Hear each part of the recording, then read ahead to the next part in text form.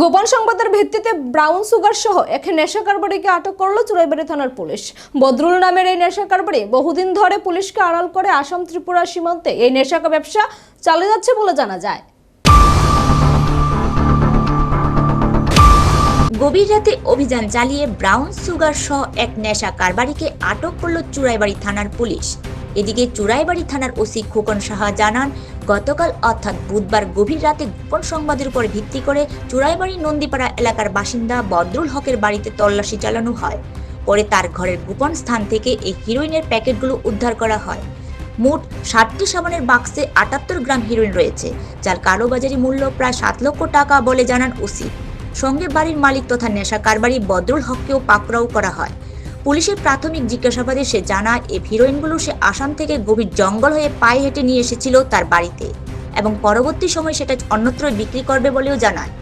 তার বিরুদ্ধে 2/25 নম্বরে ও NDPS আইনের 22B/25/29 ধারায় মামলা দায়ের করে বৃহস্পতিবার 3 দিনের রিমান্ড চেয়ে ধর্মনগর জেল আদালতে সোপর্দ করা হবে বলে জানান ওসি খোকন সাহা।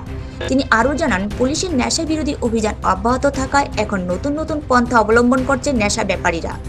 আসাম থেকে ত্রিপুরায় প্রবেশের বহু গলিপথ রয়েছে বন দপ্তরের রিজার্ভ ফরেস্টের ভেতর দিয়ে, আর গভীর জঙ্গলের এই রাস্তাগুলো ব্যবহার করছে পেডালাররা। তবে পুলিশ সেদিকেও নজর রাখছে বলে জানা যায়। আমরা একটা গোপন সংবাদ পাই যে বদরুল হক বাড়ি চুরাইবাড়ি নন্দীপাড়া, ওনার বাড়িতে প্রচুর ব্রাউন সুগার মানে হিরোইন মজুদ আছে। তারপরে খবর পাওয়ার সাথে সাথে আমরা থানা স্টাফ আমি সহ যাই ওনার বাড়িতে তল্লাশি চালাই। তল্লাশি চালিয়ে আমরা মোট 60টি সাবানের কেস উদ্ধার করি। তার মধ্যে প্রত্যেকটি সাবানের কেসের মধ্যে হিরোইন ছিল। তো মোট হিরোইনের পরিমাণ প্রায় 78.50 গ্রামের মতো। এরপর আমরা তা সিজ করি। সিজ করে যে আসামি বদরুল হক ওনাকেও অ্যারেস্ট করি, থানাতে নিয়ে আসি। তারপর ওনার বিরুদ্ধে আমরা NDPS ধারায় সৌমোটো মামলা নিই, যা চুরাইবাড়ি থানার কেস নম্বর 2/2025 ধারা 22B/25/29 NDPS অ্যাক্ট।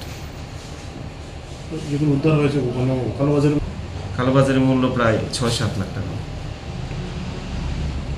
জিজ্ঞাসাবাদে ও স্বীকার করেছে ওটি বিক্রি করার জন্য ওর বাড়িতে মজুত রেখেছে। বাকি জিজ্ঞাসাবাদ চলছে, এটা আমরা তদন্তের স্বার্থে এখন আমরা এটা গোপন রাখছি।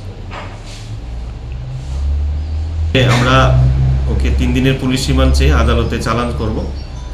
তারপর পুলিশ রিমান্ডে থাকাকালীন আমরা সব তথ্য ওর কাছ থেকে আমরা জানব। নিজস্ব প্রতিনিধি রিপোর্ট, এশিয়ান টাইমস।